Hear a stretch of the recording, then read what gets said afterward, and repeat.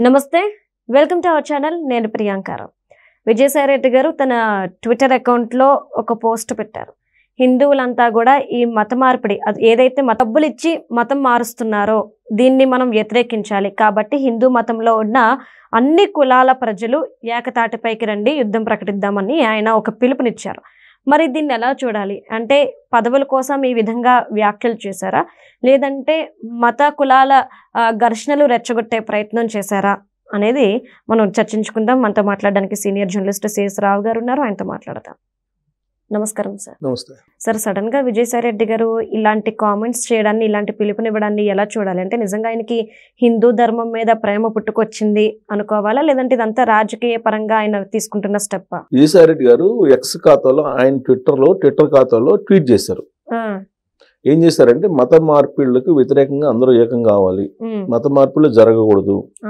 దేశం కోసం ధర్మం కోసం అని చెప్పి ఆయన మెన్షన్ చేశాడు దాంట్లో ఈ దేశం కోసం ధర్మం కోసం అనేటువంటి ట్యాగ్ ఎక్కడుంది జనసేనలో ఉంది పవన్ కళ్యాణ్ గారు చెప్తుంటారు సో ఇప్పుడు ఆల్ ఆఫ్ సడన్ గా గతంలో ఎప్పుడు లేని విధంగా విజయసాయి రెడ్డి గారు మరి ఈ ట్వీట్ చేశారని అంటే మనం ఏదో క్యాజువల్గా ఆయన చేశాడు ఆ ట్వీట్ అని చెప్పి అనుకోవడానికి లేదు ఎందుకంటే బేసిక్గా అతను పొలిటీషియన్ ఆడిటర్ అయినప్పటికి కూడా పొలిటికల్లో బాగా ఆయన ఆరితేరిపోయారు పాలిటిక్స్ని జగన్మోహన్ రెడ్డి గారి దగ్గర నుంచి నరేంద్ర మోడీ గారు పిఎం ఆఫీస్ దాకా నడిపినటువంటి మాజీ ఎంపీ ఆయన ప్రస్తుతం వ్యవసాయం చేసుకుంటున్నాను నాకు రాజకీయాలతో సంబంధం లేదు అని చెప్పేసి చెప్తున్నారు అయినప్పటికీ కూడా ఆయన రాజకీయ నాయకులు ఎవరన్నా వచ్చినా ఢిల్లీ నుంచి ఏదో ఒక రకంగా రాజకీయాలతోటి ఆయన సంబంధాన్ని నేర్పుతూనే ఉన్నారు అసలు కంప్లీట్గా రాజకీయాలు వదిలిపెట్టేస్తున్నాను నేను నా వల్ల కాదు జగన్మోహన్ రెడ్డి గారి దగ్గర పనిచేయటం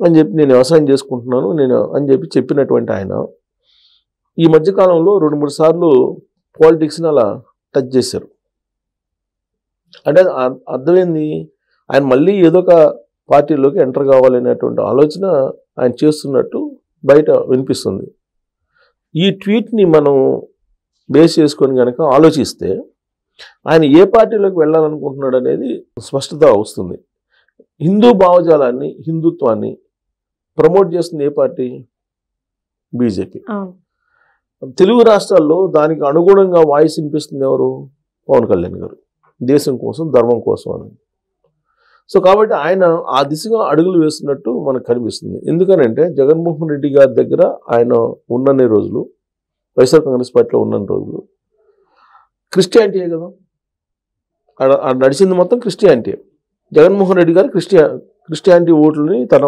ఓట్లుగా భావిస్తూ ఉంటారు 2019 ఎన్నికల్లో ప్రతి చర్చికి వెళ్ళి ఆ చర్చి ఫాదర్స్ని ప్రచార కార్యకర్తలలాగా మలుచుకోగలిగారు బ్రదర్ అనిల్ కానీ ఆ రోజున షర్మిల గారు కానీ విజయమ్మ గారు కానీ విమలారెడ్డి గారు కానీ లేదా జగన్మోహన్ రెడ్డి గారు కానీ వీళ్ళంతా ఒక పెద్ద ఎత్తున క్యాంపెయిన్ చేశారు ఆంధ్రప్రదేశ్లో ఉండేటువంటి అన్ని చర్చిల్లోకి వెళ్ళి ఆ చర్చిల్లో ఉండేటువంటి ఫాదర్స్ అందరినీ కూడా మన క్రిస్టియన్ సీఎం కావాలి అనేటువంటి ప్రచారం పెద్ద ఎత్తున చేసి సక్సెస్ అయ్యారు 2019లో అప్పుడు ఈ మొత్తం వ్యూహానికి నడిపింది ఎవరు విజయసాయి రెడ్డి గారు ఆ రోజున జగన్మోహన్ రెడ్డి గారి తర్వాత విజయసాయి రెడ్డి గారు పవర్ పాయింట్గా ఉన్నారు పార్టీలో మరి క్రిస్టియానిటీని మోసినటువంటి విజయసాయి రెడ్డి గారు ఆలోచనగా హిందూవాదాన్ని హిందుత్వాన్ని సనాతన ధర్మాన్ని లేదంటే దేశం కోసం ధర్మం కోసం అని చెప్పి వాయిస్ మార్చారు అని అంటే ఆయన ఖచ్చితంగా బీజేపీ అడుగుజాడల్లో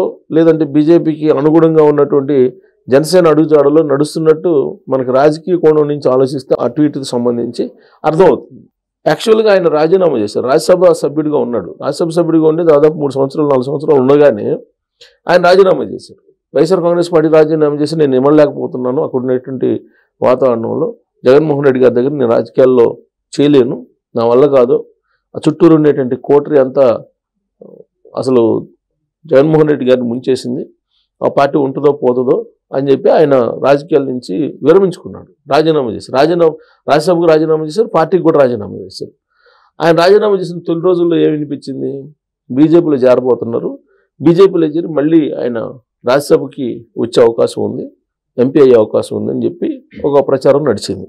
ఎట్ ద సేమ్ టైం దానికి సమాంతరంగా ఇంకో ప్రచారం ఏం నడిచిందంటే బీజేపీలోకి చేరాలన్నా కానీ చంద్రబాబు నాయుడు గారు ఎన్ఓసి ఇవ్వాలి, అప్పుడే ఈయనకి బీజేపీలో స్థానం ఉంటుంది, లేదా జనసేనలో స్థానం ఉంటుంది. ఎందుకంటే కూటమిలో ఉన్నారు కాబట్టి ఈ పార్టీలన్నీ.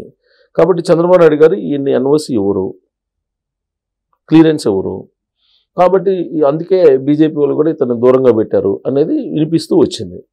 అయితే ఈ మధ్యకాలంలో చంద్రబాబు నాయుడు గారిని ప్రశంసిస్తూ ఉన్నారు, పవన్ కళ్యాణ్ గారిని ప్రశంసిస్తున్నారు, కొన్ని ఫంక్షన్లకి కలుస్తూ ఉన్నారు, చంద్రబాబు నాయుడు గారిని కూడా కలుస్తూ ఉన్నారు విజయసాయి రెడ్డి గారు.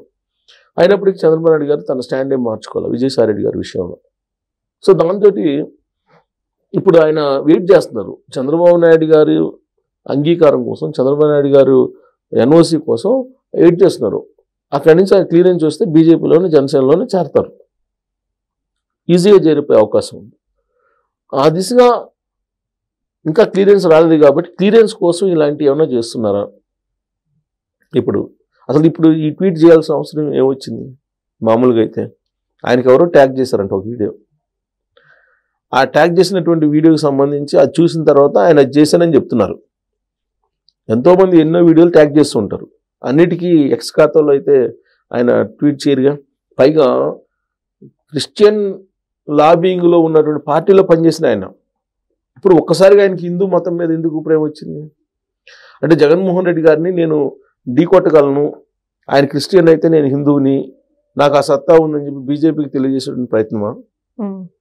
లేదు జనసేనకి నేను పవన్ కళ్యాణ్ గారు మీరు ఏదైతే పందాలో వెళ్తున్నారో అదే పందాలో నేను కూడా వెళ్ళటానికి నేను సిద్ధపడ్డానని చెప్పి చెప్పేటువంటి సిగ్నల్ ఇచ్చారా?